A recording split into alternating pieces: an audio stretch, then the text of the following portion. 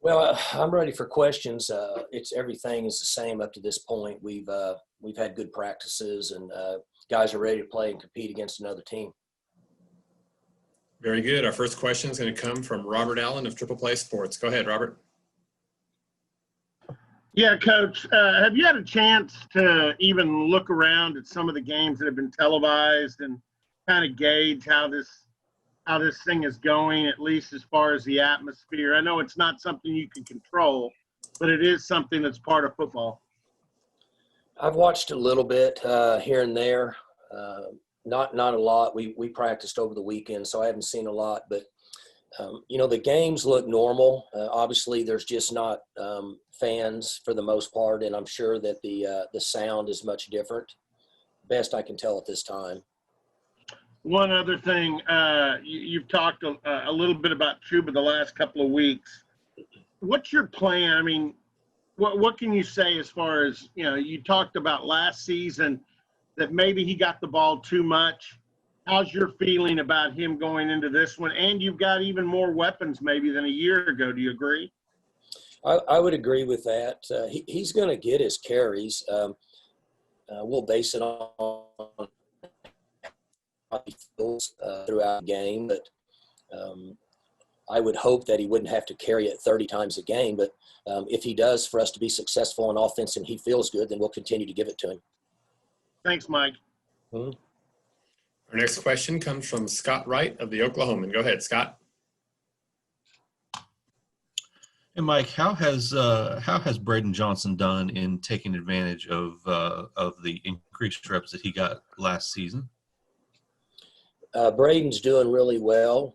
He's been back with us for 10 days or so. He missed a little way with a little tweak of an injury, but he's done well. I think the experience he gained in the latter part of the season last year has really helped him this August. And then what have you seen from the other two guys at that spot, D. Anderson and Tay Martin? Well, new guys that are learning our system and competing. And, as they get more comfortable with our offense, we give them more reps. Thanks, Mike. Mm-hmm. Our next question comes from Bill Haston of the Tulsa World. Go ahead, Bill.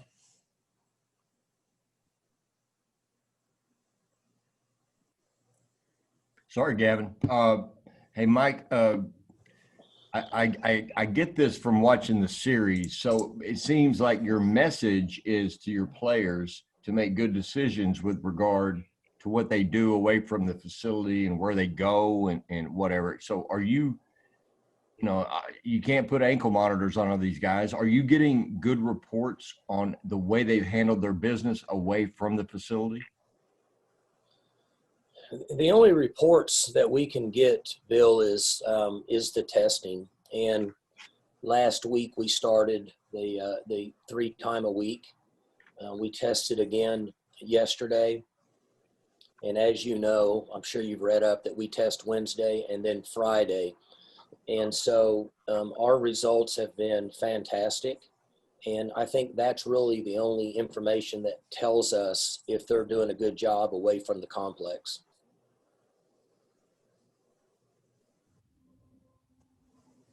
Our next question comes from Jenny Carlson of the Oklahoman. Go ahead, Jenny. Hey, Mike, I think we might have asked this a couple weeks ago, but you guys are probably like a lot of teams in experimenting with different kind of masks during practice and that sort of thing. What's your anticipation of what guys will do on Saturday? Are they going to be in something everybody wears? What's the plan there? You talking about players or coaches? Yeah. All of the above, but I was thinking players, but yeah, both would be good to know. The players have those scarves around their neck that they use. We're not using the shields. And then the coaches have a variety of face coverings that they feel comfortable with. Some are masks, some are scarf, some are like bandana looking things. And we've used those over the last really 8 weeks. So I think each person has a comfort level with a different type of material.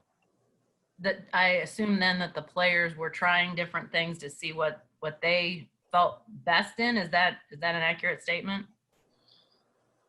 They have used a variety of face coverings to the best of my knowledge.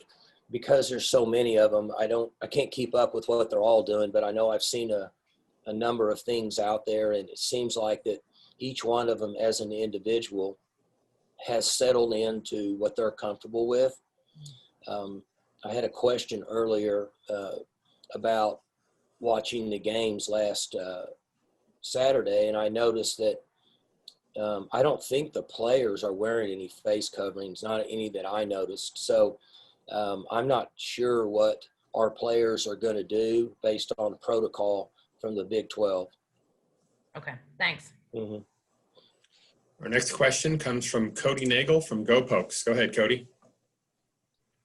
Hey, Mike, are there any position groups that you're concerned about, maybe a lack of depth because maybe some guys aren't cleared to play yet, maybe they're still recovering from COVID this summer, or any protocols that they're still going through?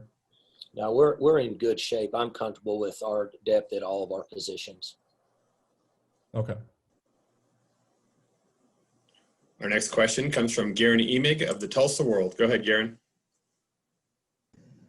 Mike, sort of a follow-up to what Bill asked about players being smart and mature. How much peace of mind do you have going into a season like this, knowing you have so much experience and program experience just across your offense and defensive depth charts? Well, we're comfortable with a number of players being on the field on both sides of the ball, and including special teams. I know that none of us can forecast the future, but is there a comfort level for us, the staff and myself? Sure, based on the unpredictability of the virus and how it can affect a certain position. This is certainly a good year to have some depth with players. So it does make us feel better in practice when we're distributing the reps among the ones and twos, and we have included the threes in more reps this year than we have in the past. Does your comfort level with the experience and maturity of your team extend off the field as well, to know that these guys are gonna, I mean, I know you're trusting them to do the right thing and be in the right place, but do you have a better sense of trust with this group than maybe you would with more of an inexperienced team? I think a natural progression would be more trust with maturity and experience in life, whether it's young people in school or young people in athletics or whatever it may be. As they mature and get older, they seem to listen and make better decisions, and I think that this group is doing that. I would also add that that this group of medical people, our medical staff, Doc Ivan and Scott Parker and John Stem and Zach and their staff have clearly been the top. They've been the best in the country in handling this situation, and the plan that we've had by bringing them in really early and going through the format and learning as we go.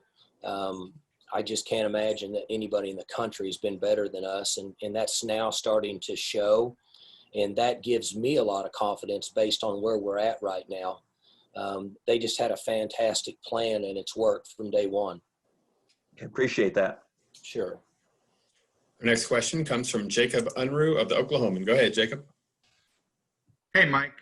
Looking at kind of depth chart here, your left side of the offensive line is veteran heavy, and your right side's pretty young. What have you kind of seen from that right side as you've adjusted the offensive line?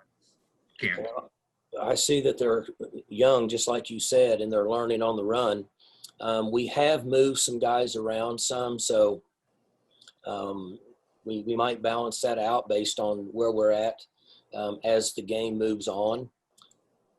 I mentioned this last week. I have a lot of confidence in Coach Dunn and Coach Dickey to find the formula that best fits our style of play and what we're trying to get accomplished each week, based on the attack we need to have success on the offensive side of the ball.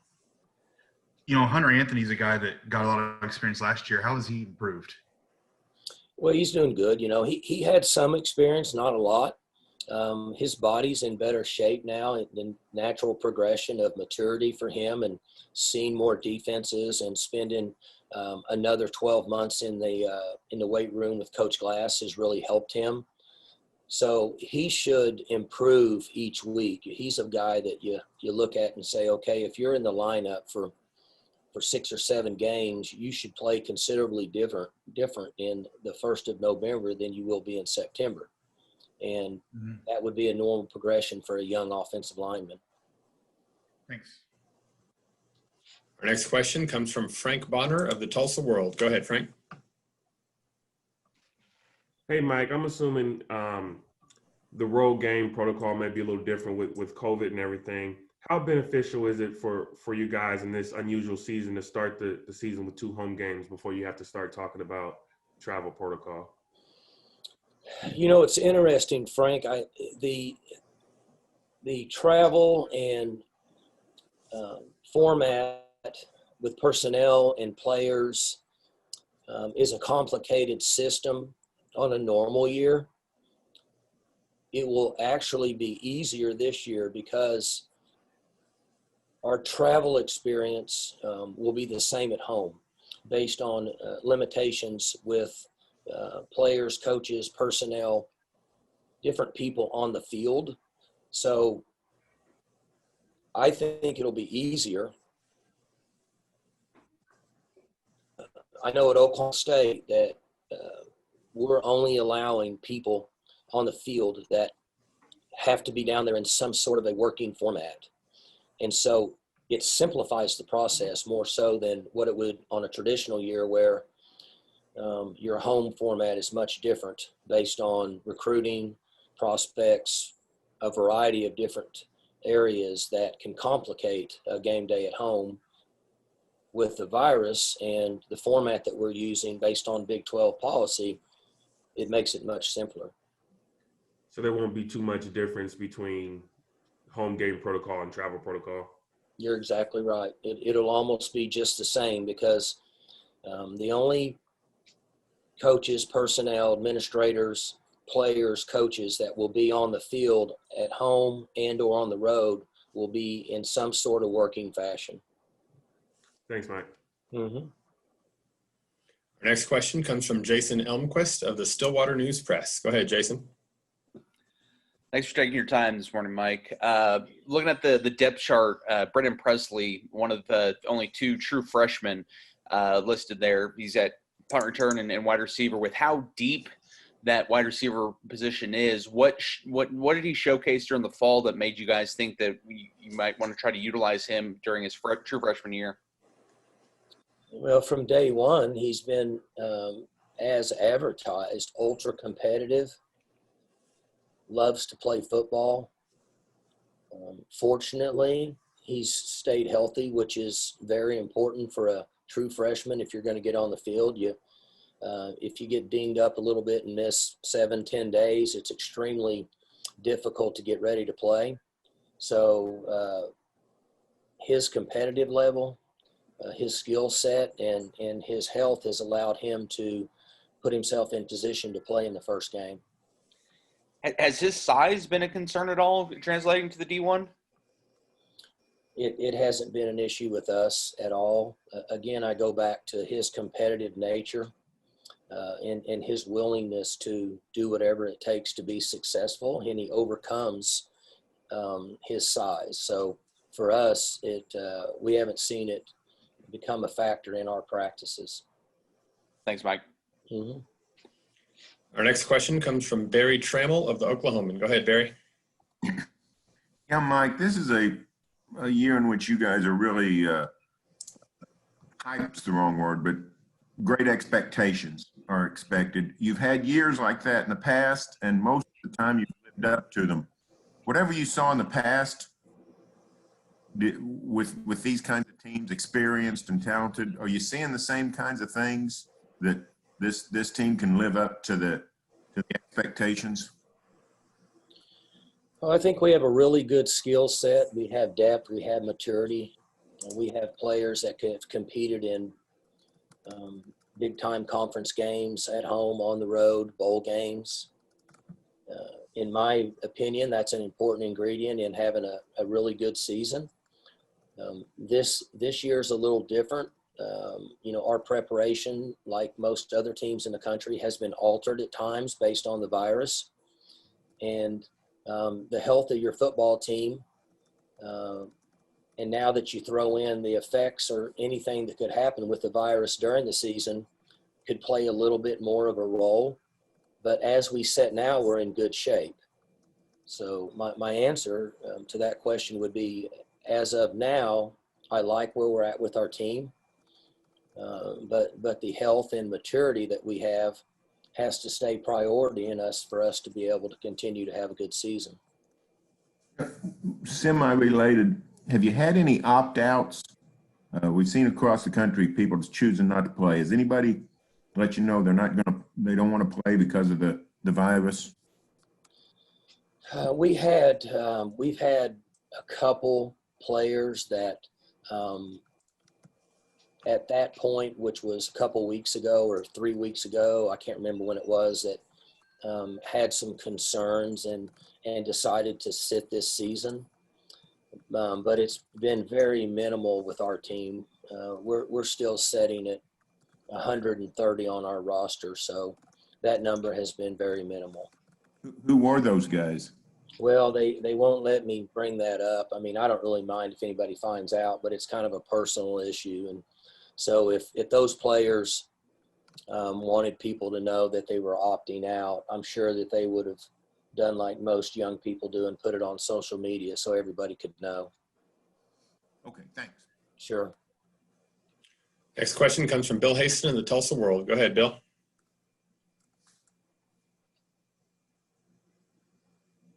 There we go. Sorry. Mike, I wondered if you'd ever really put any thought into your history of guys at the center position and how much mileage you've gotten from either guys like Andrew Lewis, who weren't recruited by hardly anybody else, or guys like you have today and Johnny Wilson, walk-on type guys. But you had everything from Grant Garner, who was really pretty highly regarded, to walk-ons who've gotten into that position and done really well. And I guess Schneider kind of fits the history, doesn't he? He does. Brad Luddenblade was a non-recruited walk-on. Oh, of course, yeah. Was a 4-year starter for us. And we've been very fortunate here for, 10, 12 years. Once we established ourselves in about 2008 as a really quality football team, and then we pushed hard for walk-ons, and then we continued to cater to them, take care of them, treat them just like we would anybody else. We've had a number of young men that have come into our program and been extremely successful and earned scholarships, and Snyder's kind of falls in the same boat. So I'm not sure if it's luck or if we're just doing a good job of evaluating potential walk-on prospects. But we've had an unusual run there at that position. Johnny Wilson was a scholarship player, but he was very moderately recruited at best coming out of West Texas. So we've been very fortunate with guys that in some people's opinion might not have been good enough to play at this level for us to get them in there and get them prepared to play and be successful on game day. I guess it makes sense, but some of your really best teams have had really, really elite guys at that position, whether they were recruited or not. They wound up being really elite guys in the middle of the line. Do you think Schneider is in that class? Oh, I mean, as far as you evaluate them for, potential play beyond this level, probably not. But playing center is a little unique, somewhat like a quarterback. They have to direct traffic, and their savviness, their skill set and knowledge of the game is extremely important. In most cases, they set protections, they set schemes, they make calls. We alter that some in our system to somewhat encrypt the defense's ability to know exactly what our calls are, but the majority of them, 60 or 70%, are going to come from the center position. So at sometimes you can allow a player to get in there that can fulfill those responsibilities and get a chance to get on the field. based on his intellectual skill set towards playing the game. Whedon says he thought that Garner might have been the best player on the 2011 team, which I've never heard a center described quite that way. Is that just Whedon and Garner being friends and Whedon being generous, or did you view him, Garner, I mean, as that way and as being that important to that team? Was that the team that played the Fiesta Bowl? Yes, sir. Yep. Mm-hmm. Well, Brandon's a close friend of mine and all that. And with all due respect, he might need to be tested for saying that. But I will say this, that Garner was awesome for several reasons. One, he was a good college football player. Two, his attitude was tremendous. Three, he fit all the criteria of what I just mentioned with Snyder, with his intelligence and ability to get us in the right spot. Now, if he would have been really, really good, he would still be playing on Sundays for the most part. But for us at Oklahoma State, he was fantastic. And he was certainly an important piece of the puzzle. But there was a couple other guys out there that were pretty good playmakers that that made a big difference in that season. All right. Thank you. Mm-hmm. Next question comes from Scott Wright of the Oklahoman. Mike, any other ideas on other true freshmen that might have a chance to play on Saturday and beyond? There'll be a number of guys play. I mean, I would hate to say who or when based on just how the game plays out, but there could be 5 to 6 guys that get in and play at some point in the first half. We'll just have to see how the game plays out. Has that been a tough decision, one, because of your depth at all the other positions with veterans and trying to decide who might be able to make an impact and benefit from a year to play? Oh, not really. Our guys get a lot of reps in practice. So we've had a number of young players get an extended amount of reps and time on the field compared to what they might get at other schools. Our young players that come in, I think, are always shocked that they're out there with the 2s and sometimes even with the 1s because of the way our practices are set up. So, we just have to wait and see where we're at, depending on how the game goes and depending on how the coaches feel based on the teams we're playing throughout the early part of the season, whether they are comfortable putting a young player in the game. All right, thanks. And down to our last couple questions. The next question comes from Robert Allen from Triple Play Sports. Go ahead, Robert. Yeah, Mike, I asked some of the offensive linemen about this, and they said that Josh Sills, and looking at what has happened with the offensive line just over the last couple of months, how critical as a transfer has he been for you to have? And they've all talked about how he has blended in almost like he should have been recruited there in the first place. Josh has been a really nice addition for us. He fits into our culture. He enjoys living in Stillwater. He likes to hunt and do outdoor activities, and his attitude, his willingness to be a part of the team, compete. He's not scared to work. And so we're thrilled to have him. We're excited about the maturity he brings to our team. But he's fun to be around. He fits into our Cowboy culture. Our coaches, our strength coaches, and we all enjoy him being here. And so, the reasons that you're asking the question are true. He feels comfortable here and he's doing really well. And so he's been a good addition to our football team. Last question for me. I had a fan ask me this. Are you going to put the travel squad in a hotel at home, or is that changing because of all this? The routine that we've had, we'll keep it as consistent as possible. I think the more operation on Friday and Saturday that is normal from what it has been in the past is an advantage for us. So there are some small changes based on the way they prepare and serve food to our team, whether we'll have access to a movie theater based on restrictions in Payne County is still not been resolved. We have our players scattered throughout the hotel.